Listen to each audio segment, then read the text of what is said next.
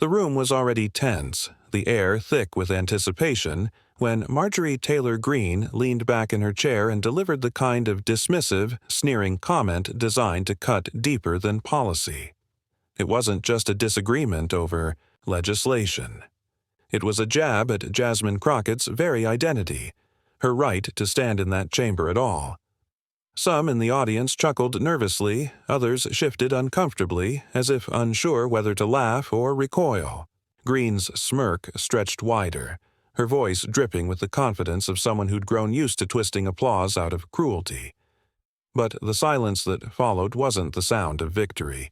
It was the quiet before a storm. All eyes began shifting toward Jasmine Crockett. She had not flinched. She had not raised her voice, nor allowed even a flicker of indignation to betray her composure. Instead, she sat perfectly still, her hand hovering just above the microphone, her gaze locked on Greene with the kind of steely calm that transforms an ordinary moment into history. Those in the press gallery leaned forward, the cameras framed, her face. Viewers across the country, progressives, immigrants, dreamers, mothers, people who had ever been told they don't belong, felt their heartbeats align with hers. What was she about to say? The very possibility that one voice could unravel arrogance this thick hung like lightning in the chamber, and then, before uttering a word, she allowed the silence to breathe. 10 heart-stopping seconds where Greene's smirk faltered, where her eyes darted nervously, where the crowd itself seemed to sense that dignity, not shouting, was about to command the floor. In that instant, Jasmine Crockett was no longer the target of an insult. She was the embodiment of every American who had borne a taunt, swallowed it whole, and turned it into resolve. By the time she finally leaned toward the microphone, the hush in the room was absolute. No one spoke. No one dared interrupt. It was the kind of silence heavy with expectation, as though the whole chamber and maybe the country watching outside had agreed. This is a moment we might remember for years. What came next would not just stun Marjorie Taylor Greene. It would leave the entire chamber in disbelief, and send shockwaves far beyond those 4 walls. To understand why this clash carried so much weight, you have to zoom out to America in 2025. The stakes weren't just about one exchange, one insult, or even one hearing. They were about a nation caught in the throes of an election year where the very definition of America was on trial, a country balancing on a knife's edge, immigrant families waiting to see if they still mattered, young voters questioning whether hope had a place in the process, and an older generation watching institutions strain under the pressure of mistrust and polarization. Marjorie Taylor Greene had carved her brand out of theatrics. To her supporters, she was the loud voice saying the unsayable.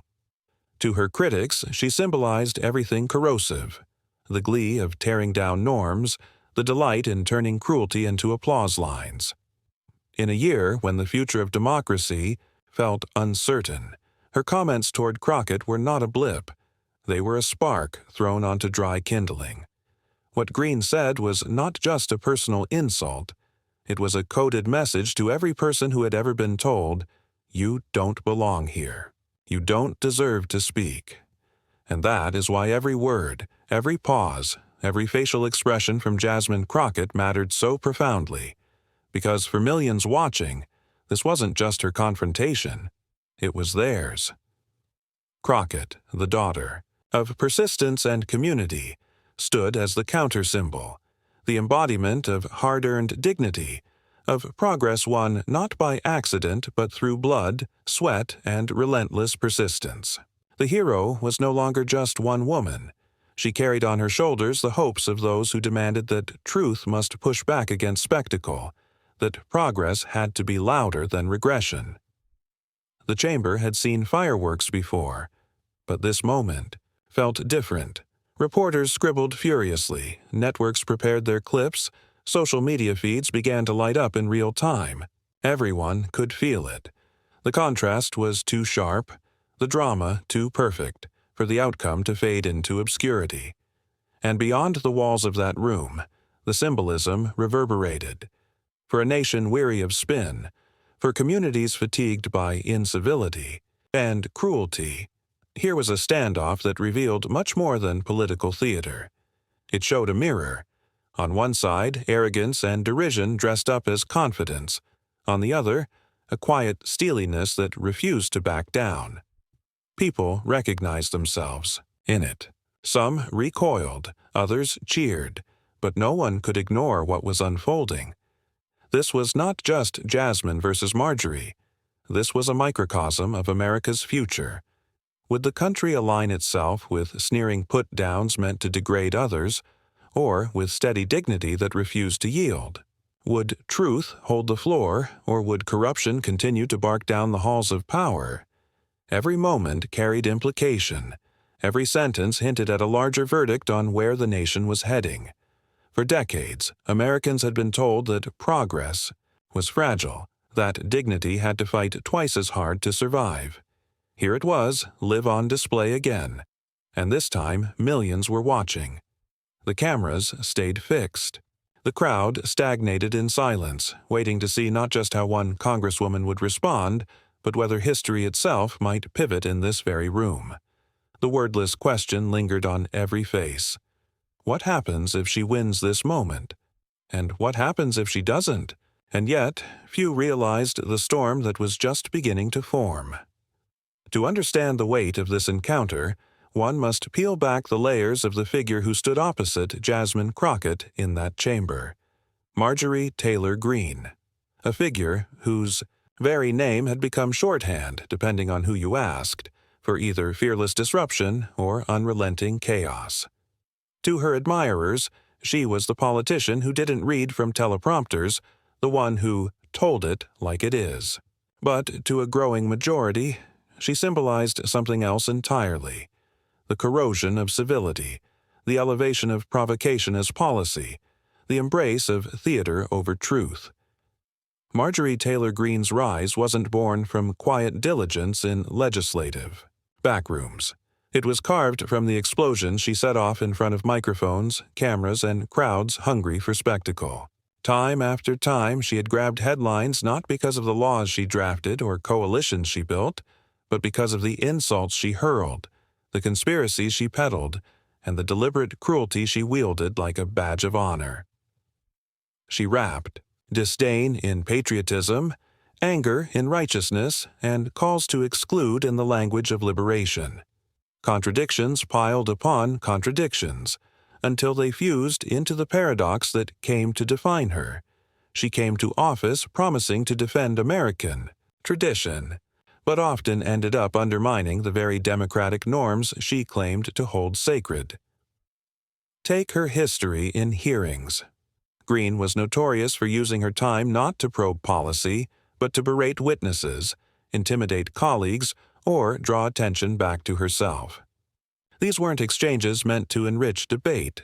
They were battles staged to trend on social media. Clips of her shouting, cutting speakers off mid-sentence, or sneering at colleagues found their way onto cable networks and viral reels. And while some cheered, others saw it for what it was: the reduction of governance to reality television, fueled not by solutions, but by scorn. Her contradictions stretched beyond the chamber. She claimed to champion family values, yet often threw her support behind policies that tore families apart. Immigrant families, minority families, the very communities at the heart of America's evolving story. She railed against corruption, but found herself surrounded by scandals and controversies of her own, from conspiracy theory endorsements to questionable fundraising tactics. Each contradiction began to reveal not authenticity, but performance, a brand curated for division. That brand thrived on silencing others. By belittling, mocking, or smirking those who challenged her, she fed into a narrative where dominance equaled truth. For her, the insult was not a weapon of last resort. It was the first tool she reached for. Time and again, she masqueraded cruelty as real talk. But the irony was clear to anyone watching closely.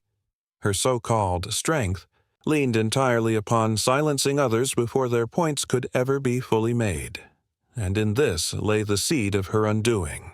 Because Jasmine Crockett was not a politician to be silenced. She was not one to flinch when someone waved arrogance like a banner. She was, in every sense, the antithesis. Careful when Greene was careless, grounded when Greene was unmoored, dignified when Greene was dismissive. This contrast was about to be tested at its highest stakes. Greene's history of derision had, until then, often worked in her favor. There is a rhythm to bullying. Intimidate, rattle, take advantage of hesitation. But what happens when the target does not hesitate? When silence transforms not into submission, but into anticipation? That question had never quite entered Greene's calculus. In her world, bravado was bulletproof. In her world, dominance could not be dethroned, and yet, piece by piece, her contradictions were catching up with her.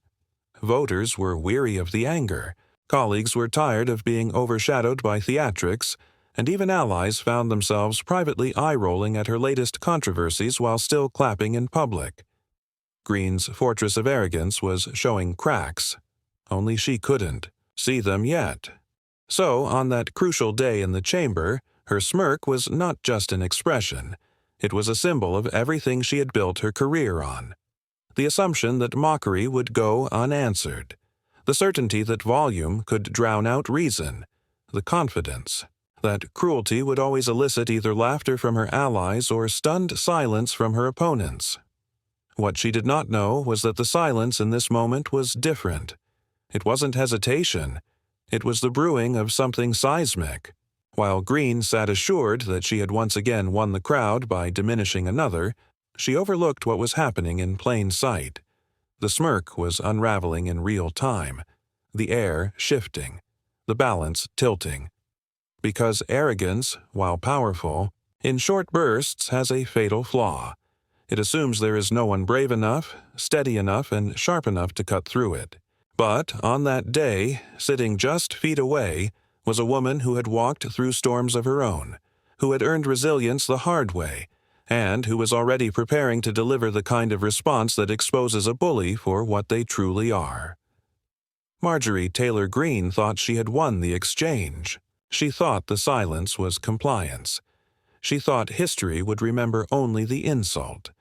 But history, in that very moment, was sharpening its focus elsewhere. And the arrogance that had elevated her brand for so long was now setting the stage for the downfall she never saw coming.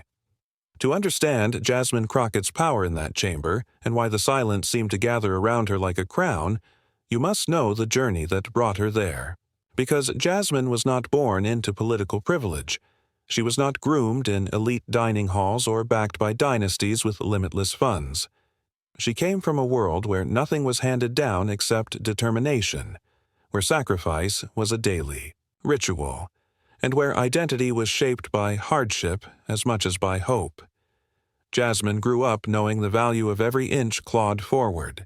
Her family's story, like so many Americans, was woven through threads of endurance, working-class roots, immigrant ancestry, the relentless determination of parents and grandparents who understood that tomorrow could only be earned by fighting, far through today.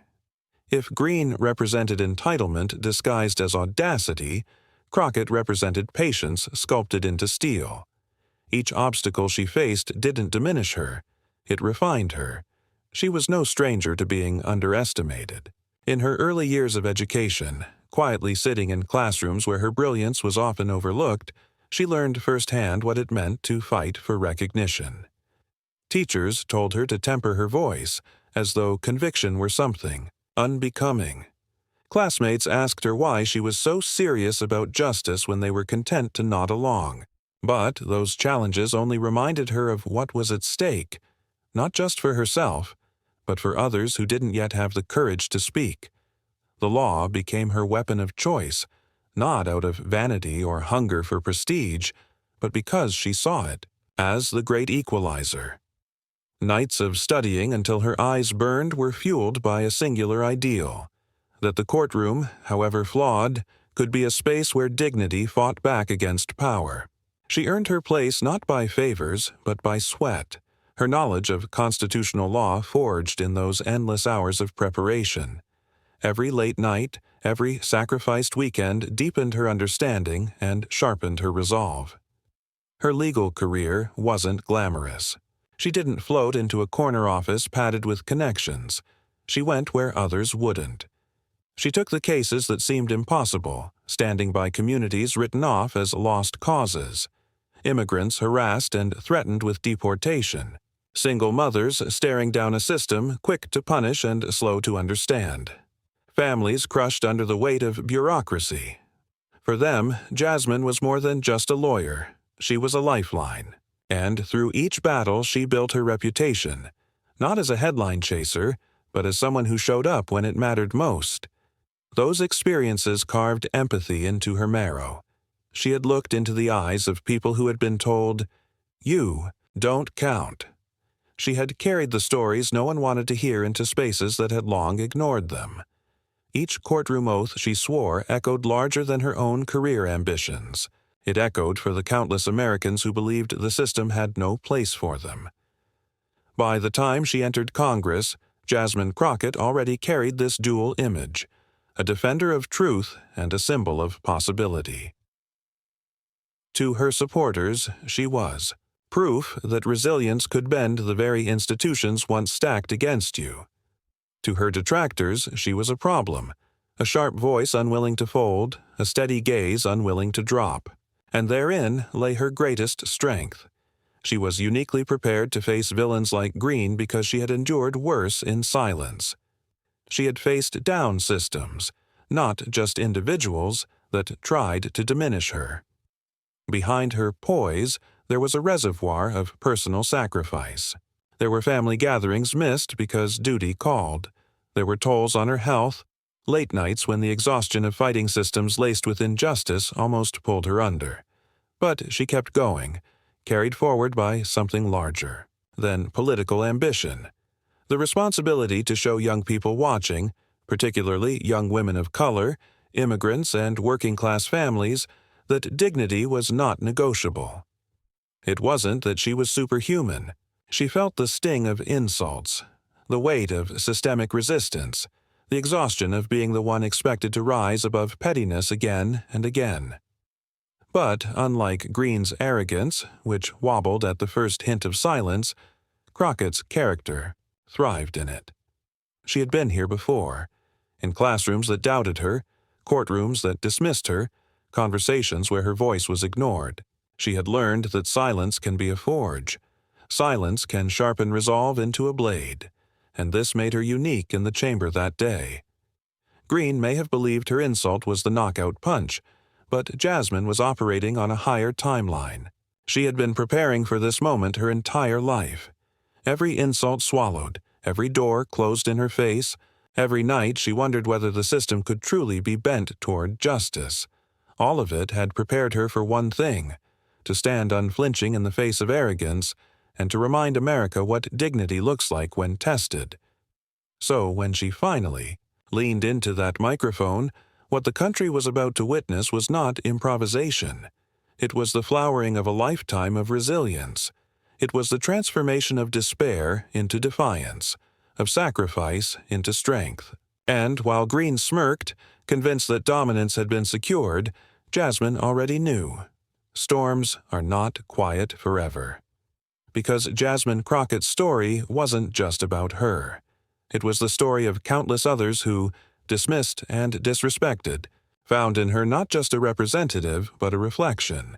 And that reflection was about to blaze across the chamber, exposing hypocrisy for what it was and lifting dignity into the light. The silence stretched. History leaned in. Greene hadn't the faintest idea. Her foil was not merely a congresswoman. She was the product of fire that does not burn out, a steel that does not break. And what happened next would reveal just how devastating that kind of preparation could be. The silence cracked the way thunder rolls after lightning. Marjorie Taylor Greene, growing uncomfortable in the stillness she hadn't intended to create, leaned forward again. Her words came sharpened, designed to strike harder, to reclaim the rhythm she thought she owned. She mocked Jasmine Crockett's legal career, sneered about her so-called inexperience, and with each barb, her voice rose in volume as if loudness could blur the thinness of her arguments. The smirk had become a shield, but even shields falter when wielded too frantically. Greene's allies chuckled politely behind their hands, waiting for the show to resume in her favor. Yet something in the chamber's balance was shifting. Each insult she hurled seemed to land with less weight than the last.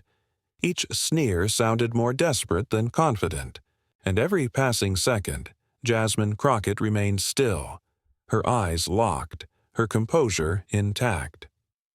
The contrast could not have been clearer. A woman raging to fill the silence and another wielding silence like a weapon. The tension grew unbearable. Reporters scribbled with growing urgency. Viewers at home shifted closer to their screens. Was Crockett simply going to sit there? That was the genius of it. The longer she remained unshaken, the smaller Greene's performance appeared. At first, observers thought the outburst was Greene in control. Now it seemed almost like unraveling, like a mirror cracking under its own reflection. Then it happened. Greene snapped, her voice raised beyond the decorum of the chamber, words slamming into the microphone as she accused Crockett of being unfit and out of her depth. The spectacle was raw, explosive, and entirely revealing. If Crockett was out of her depth, why was she the one sitting steady while Greene's voice quivered with rage? If she was unfit, why did the room lean toward her, not Greene, for the response that would surely come? And still Jasmine said nothing, not yet. She let the escalation climb, let Greene hang her credibility on the rope of insults, and she allowed the chamber to witness the shift in real time. Crowds don't always cheer the loudest voice. Sometimes they notice the voice that refuses, to be drowned out simply by refusing to play the same tune. Greene slammed her hand against the desk for emphasis. The sound was harsh, like an exclamation mark drawn too many times. Murmurs rippled through the chamber. Some of Greene's colleagues started glancing at one another uneasily, realizing they might be sitting in a scene destined to replay endlessly on national news, not because of Greene's strength, but because of what was unraveling before them. Crockett finally moved. Just her hand adjusting the microphone was enough to turn heads. The chatter died instantly. The silence returned, but this time it was volitional, the kind that springs from a crowd sensing something momentous is about to be spoken. Greene paused mid-rant, thrown slightly off balance by the calm interruption. That was the difference. Greene fought to control the room with noise, while Crockett now commanded it with a slight tilt of her chin. The insults had escalated, yes, but more than that, they had exposed their wielder.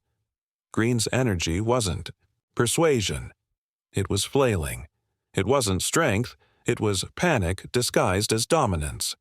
And as Crockett leaned at last into her microphone, poised to speak, it was as if the entire country was holding its breath. Everyone sensed the build, the unbearable crescendo where arrogance and composure collide, and all understood instinctively. The clash was no longer Greene against Crockett. It was noise against dignity, collapse against control, regression against progress. The tension had been stretched as tight as it could go. All that remained was to watch what happens when a single steady voice cuts through the storm. And when Crockett opened her mouth, the true escalation, the turning of the tide, had only just begun. At last, Jasmine Crockett leaned into the microphone. The quiet adjustment of that slim stem sent a shiver into the chamber louder than anything Marjorie Taylor Greene had shouted. Cameras refocused, pens stopped scribbling. Every head tilted forward as though the world had agreed. This was the moment. Her voice emerged low, steady, a stark contrast to the shrill chaos that had filled the air seconds earlier.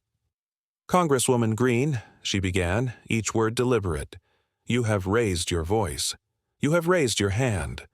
But let us now raise something that you cannot shout over: the truth." A ripple moved through the crowd. The phrasing, the patience behind it, announced the arrival of what Greene had never expected, a response not delivered in kind, but delivered in command. Jasmine paused, folding the silence gently into her cadence. Then she spoke again. "You claim to guard the Constitution," she said, holding Greene in her gaze, "and yet your record shows you trample its principles whenever they stand in the way of your slogans. You speak of America's greatness, but your words tell millions of Americans they do not belong in the land their ancestors built, fought for, and dreamed within." A few scattered gasps punctured the silence. Greene shifted in her chair, the first visible sign of discomfort painting her posture. Her smirk faltered. Jasmine pressed forward, not rushing but layering each truth like bricks in a wall Greene could no longer scale. "I did not come here by right of inheritance," she continued. "I came here by right of service. I earned my place in courtrooms where the system stacked odds against the people. I earned my voice standing beside immigrants who feared being torn from their children. I earned my presence here by defending the rights you try to turn into weapons of division." The chamber hummed. Murmurs spread, not against her, but in rising waves of agreement. Jasmine let it linger before delivering the next blow. She raised a folder of papers from the desk, the crisp shuffle echoing like thunder in the hush. "And let us not forget—" She flipped the first sheet. "When you spread an unfounded conspiracy—" Flip. "When you heckled a colleague, instead of representing your people." Flip. "When you voted against benefits for the very families you claim to honor." Flip. "The record speaks, Congresswoman. It speaks, and it leaves every insult of yours hollow." Laughter burst from the gallery, quickly stifled to whispers, while nervous colleagues turned toward Greene, gauging the collapse in real time. Greene tried to interject, her voice fumbling over itself, but the chair banged for order. Jasmine raised her hand gently. "Let her speak if she must," she said, her tone calm as stone. "America already has." That line hit like a gong. Phones lifted into the air as the moment was clipped and streamed instantly. Social feeds began exploding, even before the chamber itself quieted again. Jasmine's poise, her refusal to rise in anger, her grounding in truth. The contrast with Greene's unraveling had never been sharper. She resumed. "You ask if I am fit to stand here. I ask in return, what is fitness? Is it shouting until no one else can be heard? Is it treating cruelty as patriotism? Is it mocking those who dare to serve the people fully, not partially, not selectively, but fully? If that is fitness, then I will proudly remain unfit in your eyes." Her words swelled. Even her opponents were forced momentarily into stillness. She leaned closer, driving the point with precision. "But if fitness means demonstrating integrity in the face of insult, conviction in the face of mockery, and love of country in the face of division, then I am not only fit to stand here, I am duty-bound to, and so are the people I represent." The crowd erupted this time, breaking through all calls for order. Applause rose, pounding against the walls. The stunned silence that Greene envisioned had indeed come, but it belonged to her now, not Crockett. Her face flush, her eyes darting. Marjorie tried to scowl it away, but the fight had already been lost. Jasmine lifted her voice once more, quieting only when the room begged for more. "America is not strengthened by sneers," she declared. "It is strengthened by sacrifice. America does not rise on the backs of insults. It rises on the shoulders of dignity that refuses to bend. No matter how many times you call me unworthy, no matter how many smirks you throw across this floor, you will never define me. My people will. The families I've stood with will. The America that is bigger than fear ever could be. That will define me." There it was, the truth bomb, the mic drop, the counter-argument sculpted into fire. It was not just a clap back. It was a dismantling, Of Greene's insult, her facade of dominance, her entire posture of invulnerability, and in the silence left afterward, Greene's collapse was visible. Her lips pressed into a thin line, knuckles whitening against the table. She shifted her papers uselessly, unable to find footing. For once, volume had abandoned her. She was drowning in the very silence Crockett had begun with. Social media was already ablaze. Clips of that precise moment, the folder flips, the line about fitness, the unbending stare, were racing across timelines. A lawmaker in the gallery whispered to their neighbor, "We just witnessed history." The moment belonged to Jasmine Crockett. She had not only answered Greene's provocation, she had exposed it, disarmed it, and replaced it with a narrative of resilience that no insult could eclipse. The mic drop wasn't an accident of phrasing. It was the consequence of a life lived in preparation for precisely this, transforming dismissiveness into dignity, using the quiet steel of truth to silence arrogance. And though the applause would fade, though Greene would try later to reframe it, everyone in the chamber knew something irreparable had happened. Power had shifted. But what no one realized yet, not Greene, not Jasmine, not the network scrambling to push their breaking news banners, was that the ripple effect of this single exchange was only beginning to spread. Because if the chamber had been left in silence, the nation was about to roar. The instant Jasmine Crockett's words landed and Greene's smirk shattered, the chamber wasn't the only place holding its breath. The digital world detonated like a firework tipped over in a crowded street, scattering sparks in every direction. Within seconds, the clipped videos hit Twitter, TikTok, and Instagram, each carrying her steady cadence, the paper flips, the line about fitness that was already crystallizing into meme culture's next golden phrase. The first hashtag shot upward with blistering speed. You, fitness defined. College kids reposted the clip, attaching captions like, "This is the energy I'm bringing into 2025, or "How to Destroy a Heckler, Exhibit A." Then came Naj, silent strength, pushed forward by thousands of immigrant families who saw themselves, reflected in Crockett's refusal to fold. Screens across the country flickered with subtitles that turned her speech into sound bites, while remix videos set her words against swelling orchestral music. Commentators raced to keep up. CNN devoted a breaking segment to the utter dismantling, calling it a lesson in dignity under fire.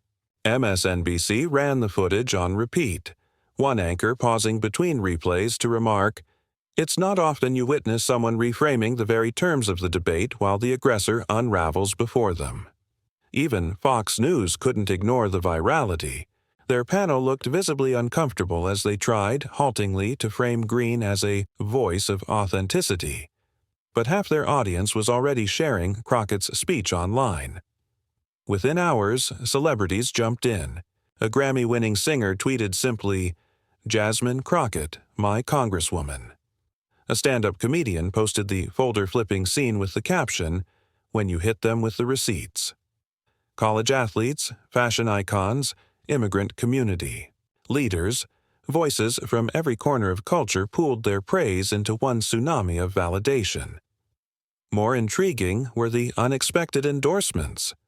A few moderate Republicans admitted, privately at first and then publicly, that Crockett had shown leadership the country is thirsty for.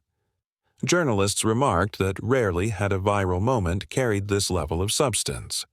Unlike the usual 12-second insult traded in the halls of Congress, here was a full dismantling, rooted not in mockery but in composure and proof. Greene's camp scrambled to push back. Staffers uploaded carefully edited clips of her shouting, attempting to reframe it as passionate defense. But the effort fell flat. The internet had already assigned the roles. Greene was the desperate shouter, Crockett the calm storm. And no spin operation could overwrite the memes now flooding every corner of the country. A TikTok trend erupted. Users posted videos silently, flipping household bills, receipts, even grocery lists to replicate Jasmine's iconic gesture. Within a week, late-night hosts were mimicking the motion, joking, "Don't argue with me, I've got Crockett's receipts." But beyond the humor, something deeper took root. Communities long worn down by corrosive politics felt energized. Youth groups started replaying the clip at organizing meetings. Teachers wove the speech into civics discussions. On WhatsApp group, chats among immigrant parents translated snippets of Crockett's lines zipped across borders. A woman in Los Angeles messaged her friends, "This is why we vote. This is why we keep pushing." In Detroit, activists blasted the clip on a projector during a rally, and the crowd erupted as if they were watching a championship match. The ripple effect stretched to editorial boards. Opinion pieces framed her dismantling of Greene as symbolic of the crossroads America faced: arrogance versus dignity, division versus truth. Her calm takedown was praised as a master class in democracy under fire and the defibrillator moment a fatigued electorate needed. Strikingly, the silence of Greene afterward, the tight jaw, the destroyed smirk, was dissected with almost clinical fascination.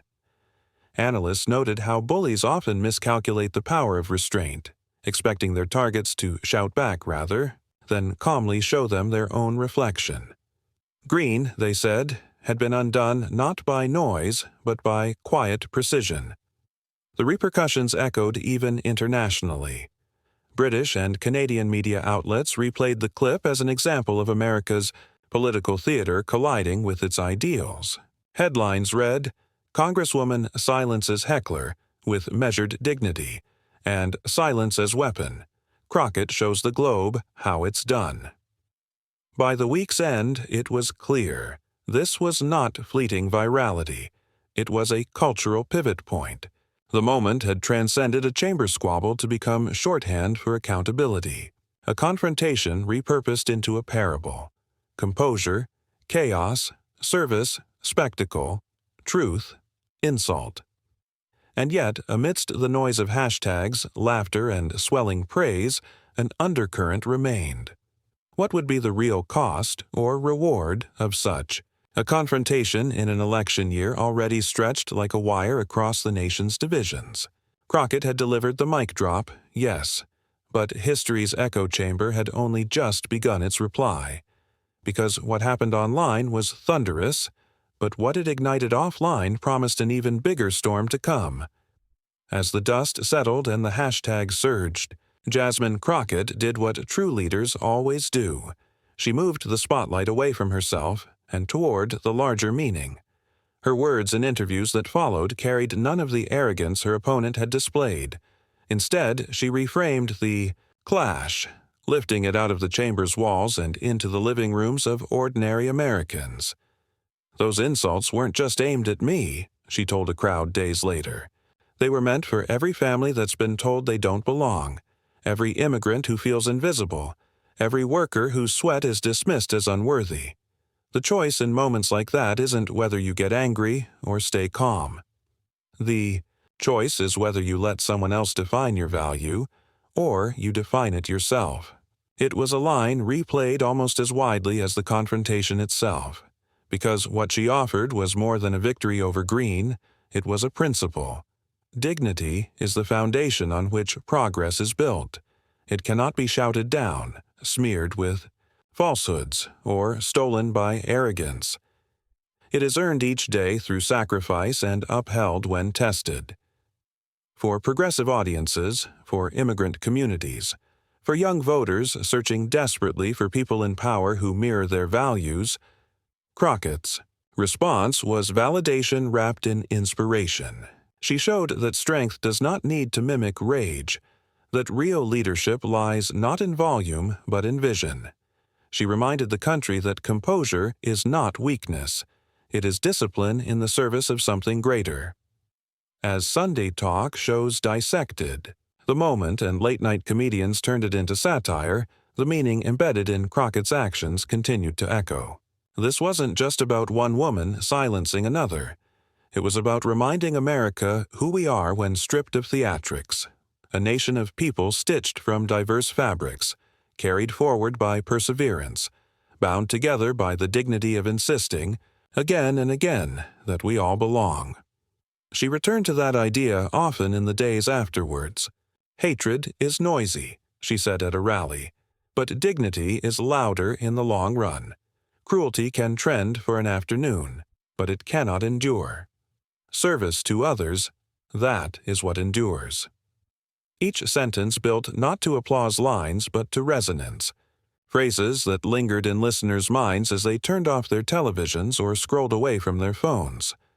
That was how Crockett transformed one clash into a universal parable. She had not only stood up for herself, she had stood up for every person living with the quiet ache of exclusion, and she did it not by mimicking her opponent's tools, but by revealing a better set of tools altogether.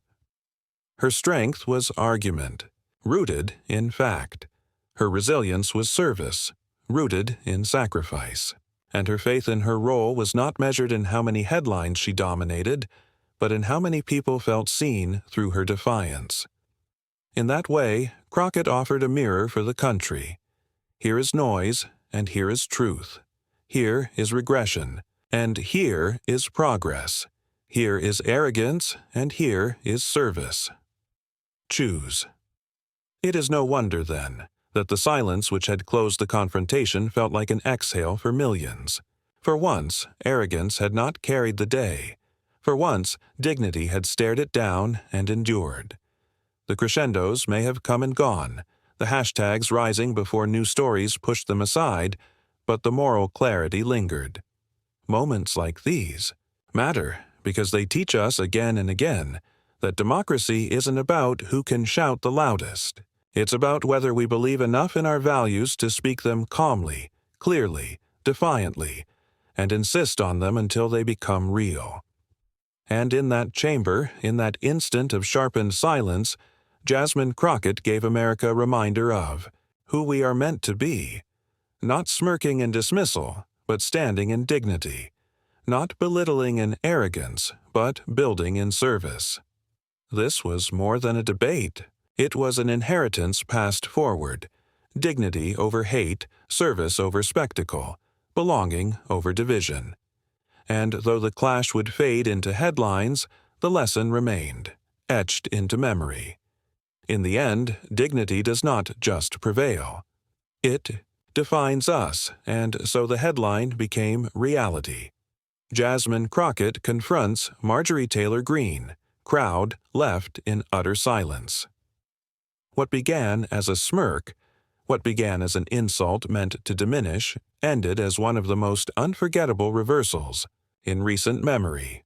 Greene's words may have filled the chamber for a moment, but it was Crockett's calm precision that filled the history books. She did not shout down arrogance. She exposed it. She did not match noise with noise. She revealed silence as a stronger weapon. This wasn't simply about a political sparring match. It was about clarity of values. We saw arrogance falter. We saw dignity rise. And in that contrast, each of us caught a glimpse of the America we believe in, the America we still strive to create, one defined not by division, but by belonging, not by spectacle, but by service. The lesson is simple. When hate tries to shout, let truth stand taller. When arrogance smirks, let dignity stare back unflinching. When someone says, "You don't belong here," let a voice like Jasmine Crockett's remind us that belonging is the very essence of America itself. If this story moved you, if it reminded you of why we fight for our values, then don't keep it to yourself. Share it. Let others witness the strength of calm in the face of chaos. Subscribe so you don't just watch these moments unfold. You join a community that believes dignity and service must win the day. Because history isn't only written by the people on those microphones, it's also written by you, by what you amplify, what you cheer, what you refuse to let fade into silence. And together, we can ensure that silence always belongs to arrogance, never to dignity.